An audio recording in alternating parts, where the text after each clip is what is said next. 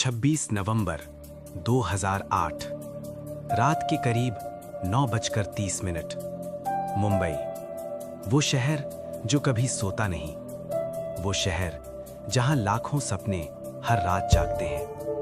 लेकिन उस रात मुंबई सोया नहीं, मुंबई डर गया था। लेकिन इस कहानी की शुरुआत गोलियों से नहीं होती। इस कहानी की शुरुआत होती है समुद्र के बीचों बीच एक छोटी सी मछली पकड़ने वाली नाव से। 4 भारतीय मछुआरे समुद्र में अपनी रोज की तरह काम कर रहे थे। अचानक दूर से एक और नाव उनकी तरफ बढ़ती दिखाई देती है। मछुआरों को लगा शायद कोई और मछुआरे होंगे, लेकिन जैसे ही नाव करीब आई, बंदूक की नली उनकी तरफ तान दी गई।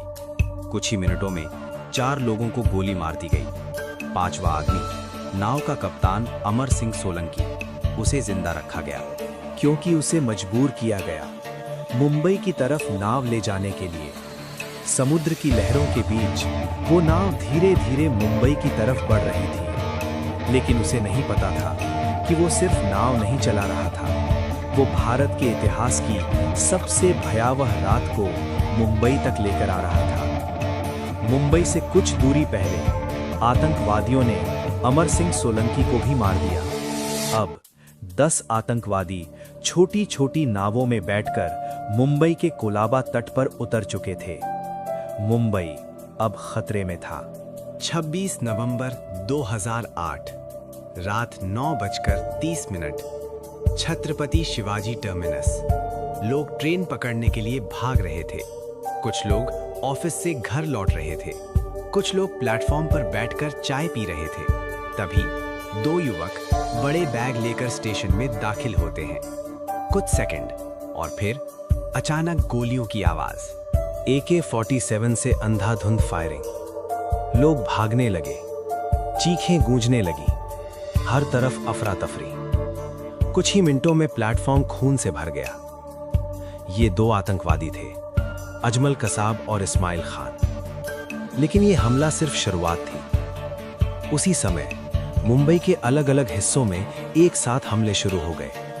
लियोपोल्ड कैफे, ताज होटल, ओबेरॉय ट्राइडेंट, कामा अस्पताल, नरीमन हाउस। मुंबई अब जंग के मैदान में बदल चुकी थी। ताज होटल मुंबई की शान, पर उस रात ये होटल आतंक का अड्डा बन गया। आतंकवादी अंदर घुसते हैं, गोलियां चलती हैं, लोग जान बचाने के लिए भागते हैं। कई लोग कमरों में छिप जाते हैं, कई लोग बाथरूम में बंद हो जाते हैं, कई लोग छत पर जाकर छिप जाते हैं। होटल में आग लगा दी जाती है। धुआं, चीखें और गोलियों की आवाज। लेकिन सबसे चौंकाने वाली बात, आतंकवादी फोन पर बात कर रहे थे। उन्हें निर्देश दिए जा रहे थे, कमरों में आग लगाओ, डर फैलाओ, विदेशियों को मारो।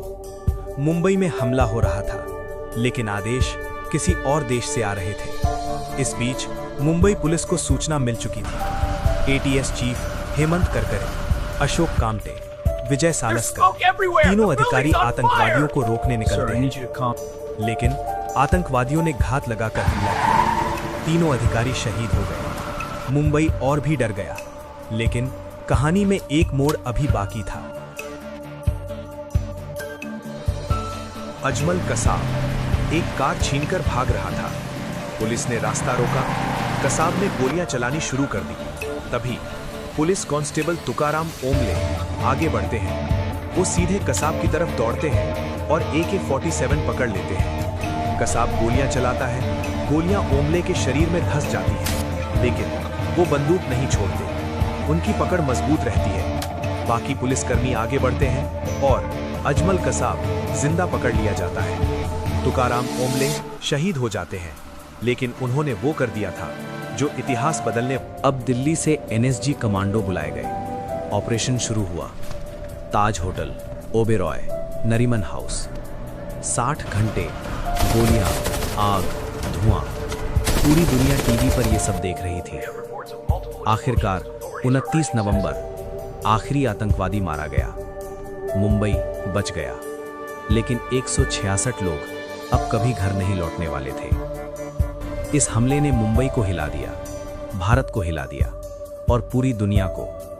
लेकिन 26/11 सिर्फ हमला नहीं था, ये कहानी थी बहादुरी की, बलिदान की और एक शहर की जो डरा लेकिन झुका नहीं। मुंबई फिर खड़ा हो गया और 26/11 हमेशा के लिए इतिहास बन गया।